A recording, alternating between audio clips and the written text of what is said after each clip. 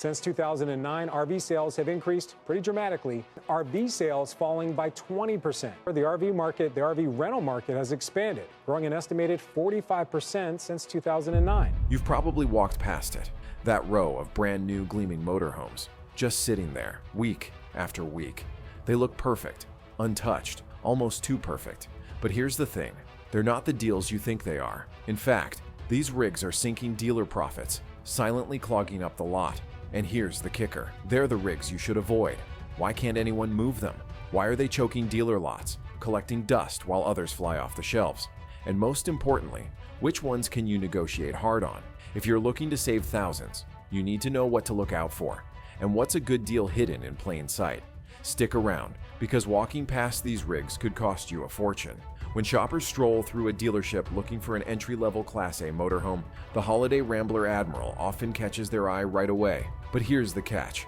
After a closer look, its appeal fades fast. The Admiral name carries a rich heritage, once a symbol of prestige. But in 2025, this motorhome is starting to show its age. Dated interiors, modest horsepower, and unstable handling on long interstates. This model feels like it's stuck in the past. What's worse, it's priced higher than many expect, leaving it to compete with other motorhomes that offer fresher styling, better technology, and more value for the same monthly payment. Once a status symbol, the Admiral now risks becoming better known for its unsold inventory than for any sense of adventure. Dealers are quietly slashing prices just to move these rigs off the lot, hoping buyers won't notice the glaring shortcomings. But the Admiral is just the start. As we move on, let's take a look at another model where bold experimentation backfired spectacularly. If you're still with me, you're clearly the type who notices the details that most people miss. Hit that subscribe button and let me know you're paying attention. Also, drop a comment with the RV you think should make this list. The Chateau name has been around for decades, but in 2025, its modern version struggled to stand out in a crowded market. Step inside, and you'll quickly notice interiors that feel like they've been frozen in time. Outdated upholstery and cabinetry give off a vibe more fitting for the early 2000s than the present day. Under the hood, the Chateau relies on reliable gasoline engines. But when it comes to handling, it feels clunky compared to newer competitors built on refined chassis platforms. And then there's the price, sitting awkwardly between budget and premium. Buyers often find themselves questioning whether they're truly getting their money's worth for the cost. It's not uncommon to see these units heavily discounted after over 180 days on the lot, as dealers try to move them off the shelves. From this example of ordinary design, let's shift gears to a model that shows how brand overlap complicates sales in a big way. Stay tuned, because this next one is a game changer. In the crowded world of mid-tier Class A RVs, the Thor Motor Coach Windsport often finds itself in a tough spot, stranded between two worlds. It's not budget-friendly enough for first-time buyers, but it's also not luxurious enough for those seeking top-tier indulgence. This leaves it in a no-man's land, where potential owners find themselves comparing its price tag to models that either offer deep discounts or prestige features. What's supposed to be a versatile coach ends up feeling like a compromise. Step inside, and what you get is dated interiors. Handling that feels heavy on the highway, and fuel costs that make long road trips feel like a pricey gamble. Dealers struggle with extended inventory times as shoppers turn to alternatives that either save them thousands or give them the status they crave. The Windsport's challenge is a reminder of what happens when you try to please everyone and end up pleasing no one. But as we shift gears, the next model shows how being too ordinary can be just as risky. Stick around, because this next entry is going to hit close to home. As you walk past a row of Class C RVs, the Jayco Red Hawk Special Edition might initially catch your eye with its promise of affordability. But look closer, and you'll quickly realize that it often leaves shoppers feeling underwhelmed. Built on a reliable chassis with Ford power, the Red Hawk Special Edition sets out to attract families looking for a dependable rig without the hefty price tag. The reality, however, is that its simplified construction, limited storage, and modest trim levels make it feel bare bones compared to competitors offering richer interiors at similar monthly payments. Step inside, and it's easy to notice fewer conveniences, thin cabinetry, and layouts that feel cramped, especially for extended trips. Even though Jayco has earned loyalty since the 1960s, this model struggles to live up to its family-friendly reputation. Dealers are often forced to slash prices to lure hesitant shoppers, but that doesn't change the fact that this entry-level model can feel like a compromise. Moving on from this, The next motorhome demonstrates how oversupply can drag down even the strongest contenders in the market. When the conversation turns to compact motorhomes, the Gulfstream BT Cruiser is sure to come up, but not always in the way you'd expect. Positioned as a Class B plus RV, it sits between a van conversion and a full Class C motorhome, and this middle ground identity leaves many shoppers puzzled. Some wonder if it's too small for families, while others question whether it's too bulky for solo adventurers seeking the nimble freedom of a van, while buyers wanting maximum space tend to gravitate toward larger rigs. Despite Gulfstream's established reputation in the industry, the BT Cruiser frequently sits unsold, with a price tag that feels ambitious compared to more popular alternatives. From this uncertain niche, let's shift gears to a different kind of RV, one that unveils another surprising reason why dealers are struggling. Step into a dealership showcasing Class C motorhomes, and you might spot the Integra Odyssey proudly displaying its premium badge. But here's the catch: it struggles to justify its higher price. Intended to position itself as a step above the mainstream Jayco offerings, the Odyssey quickly reveals its subtle differences, leaving many shoppers wondering if it's worth paying thousands more for marginal upgrades. Inside, the interiors often resemble those found in Jayco Redhawk models, with only slight enhancements in trim or finishes. For buyers expecting luxury at this price point, the reality doesn't measure up, especially when monthly payments are higher than what competitors ask for comparable floor plans. While Integra has built a solid reputation for quality since joining the Jayco family, the Odyssey highlights how brand overlap can confuse potential buyers, rather than build the loyalty it's aiming for. As we leave behind this case of blurred identity and questionable value, the next motorhome we'll explore shows how outdated reputations can heavily impact sales. Among discontinued motorhomes, the Winnebago Fuse stands as a stark reminder of what happens when timing and execution don't align. Built on the Ford Transit diesel chassis, it promised efficiency, European styling, and a nimble driving experience, a stark contrast to bulky Class C competitors. Despite these appealing features, the Fuse failed to gain the traction Winnebago had hoped for. Buyers quickly found the interior layouts narrow, storage limited, and the price uncomfortably close to larger coaches that offered more space. Launched in 2016 and quietly discontinued a few years later, units of the Fuse still sit on dealer lots today, serving as a reminder that innovation without demand can become an expensive anchor. The Fuse's legacy is clear. Even trusted brands can misjudge the sweet spot of consumer desire. Shifting away from this early exit, let's take a look at the next model, which shows that even long-established names can struggle to win over modern travelers. Among mid-range Class C RVs, the Coachman Leprechaun often catches the eye at first glance. However, when buyers start comparing details, it struggles to keep their interest. With a badge dating back to the 1970s, the Leprechaun carries historic recognition. But heritage alone isn't enough to guarantee success in 2025. Many floor plans feel cramped for modern families, storage space is limited, and fuel economy falls short compared to smaller competitors. As shoppers walk through the dealership, they often compare the Leprechaun's price tag to alternatives like the Thor Chateau or the Forest River Sunseeker and wonder why they should pay a premium for this model. Dealers often find themselves slashing prices after 150+ days on the lot, hoping to spark interest that rarely materializes. Moving on from this example of fading middle market appeal, the next model demonstrates how entry-level Class A coaches fail to meet expectations. In the world of specialty motorhomes, the Thor Motor Coach Outlaw quickly grabs attention with its toy hauler design. But that uniqueness is also its biggest drawback. Marketed as a Class A or Class C RV with a built-in garage for motorcycles, ATVs, or other gear, the Outlaw caters to a very narrow group of buyers. For families seeking comfort on the open road, the garage space feels like wasted square footage, while for adventure enthusiasts, the high sticker price is a major deterrent. To accommodate the garage, the interiors often feel Spartan, and ride quality suffers under the added weight. Dealers report that these models frequently sit for over 180 days, eating up costly floor plan financing. The Outlaw serves as a prime example that going too niche can backfire. Shifting from this limited appeal, the next model shows that legacy branding alone can't guarantee success.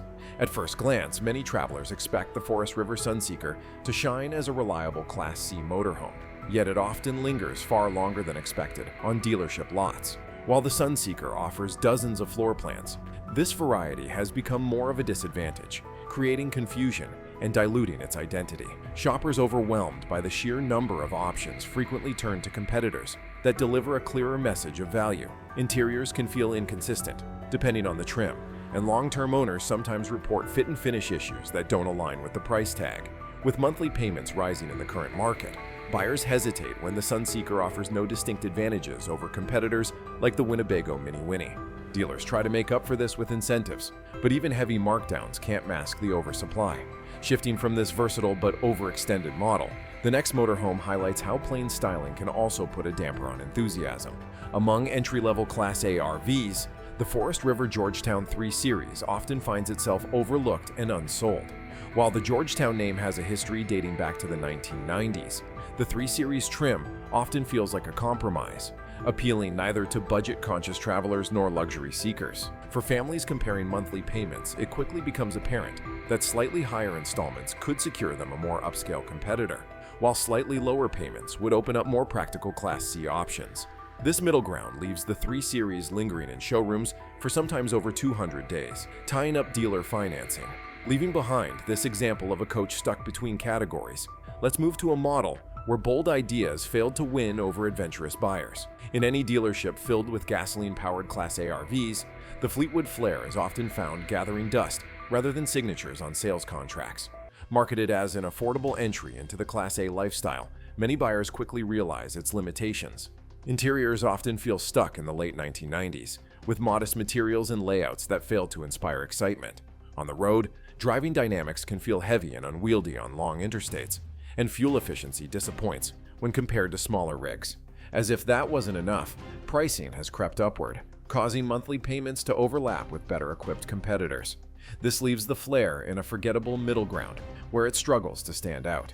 Dealers are left with no choice but to slash prices after more than 170 days on the lot, hoping to generate interest that seldom materializes. Moving on from this once proud nameplate, the next model highlights how upscale branding on a compact chassis can fail to connect with buyers.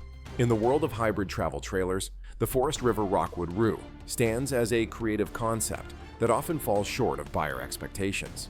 Combining hard-sided walls with canvas pop-out sleeping sections, the Roo aims to offer lightweight towing and expanded space at the campsite. However, potential owners quickly realize the drawbacks. The canvas ends are prone to temperature fluctuations, noise, and moisture, leaving families questioning the trailer's durability and long-term comfort. With pricing creeping up toward that of larger, more conventional trailers, the Roo loses its appeal as a bargain. Dealers often hold these units for over 170 days, resorting to deep price cuts to move inventory. The Rockwood Roo illustrates how half measures rarely meet the mark. Shifting from this hybrid compromise, the next model showcases how an unusual classification confused the market. In the world of long-standing motorhome brands, the Winnebago Adventurer once symbolized aspiration and comfort. However, by 2025, it has lost much of its former shine. Today's buyers walk into dealerships expecting sleek technology, modern interiors, and fuel-efficient drivetrains, yet the Adventurer still features layouts that feel stuck in the early 2000s. While it offers dependable performance from a gasoline-powered chassis, its bulky handling and dated decor leave many hesitant, especially when monthly payments are close to those of luxurious diesel pushers. Although the Adventurer's heritage spans decades, familiarity can't compete with rising competition that combines innovation with affordability. Dealers often resort to large incentives after these units sit for over 200 days, trying to minimize floor plan losses. Leaving this veteran model struggling to remain relevant, let's shift toward another coach whose name recognition can't save it from an identity crisis on crowded lots. Step into the compact van-based RV segment, and the Coachman Beyond quickly highlights the challenges of balancing premium pricing with practical expectations. Built on the Ford Transit chassis, the Beyond offers refined interiors, sleek cabinetry, and upscale finishes, all designed to attract well-heeled travelers seeking Class B comfort. However, its price tag often exceeds $150,000, prompting potential buyers to explore larger Class C coaches that offer more living space for similar monthly payments. Storage limitations and tighter floor plans further weaken the Beyond's appeal for families or long-distance adventurers who require more versatility. Dealers often find these units lingering for over 180 days, racking up interest charges, while shoppers choose more affordable camper vans. The Coachman Beyond proves that elegance alone can't guarantee movement off the lot. Shifting away from this cautionary tale of premium pricing, the next model reveals how positioning between classes led to market confusion. The Thor Motor Coach Axis is marketed as a recreational utility vehicle, designed to combine the drivability of a van with the space of a coach. While the concept seems innovative, the execution leaves many buyers disappointed. Smaller than traditional Class A models, the Axis often carries a price tag that rivals or exceeds those of more spacious alternatives. Interiors are functional, yet they lack the upscale finishes travelers expect, especially when monthly payments approach premium levels. Handling is more nimble than larger rigs, but the ride can feel unsettled on long highways, diminishing confidence for those planning extended road trips. With its identity stuck between a Class C and a full Class A, the Axis often sits awkwardly on dealer lots for over 180 days. Moving on from this confused experiment, let's turn to the next entry. In the competitive world of entry-level Class A RVs, the Jayco Elante often fails to convince buyers that it offers enough value for its asking price.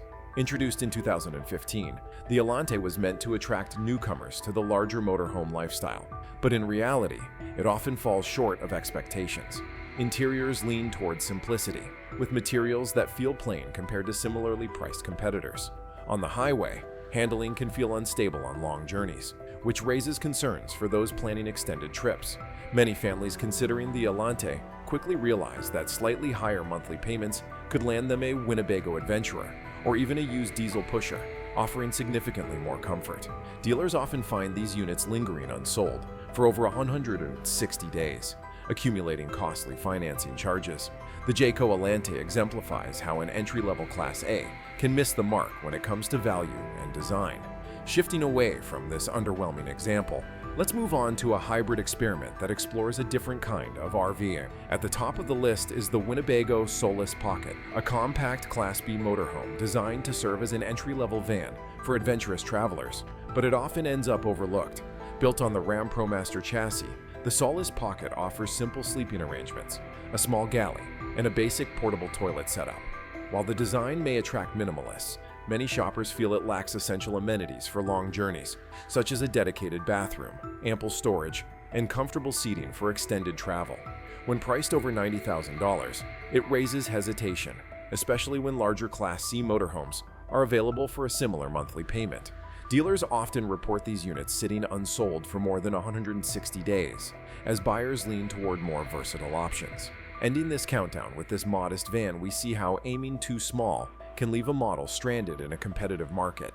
You've just seen the 18 RVs dealers are desperate to move, and now you know where the hidden opportunities lie. If you found value here, subscribe and join this community, because the next countdown could feature the deal that saves you thousands. Don't miss it. Your smartest adventure starts here.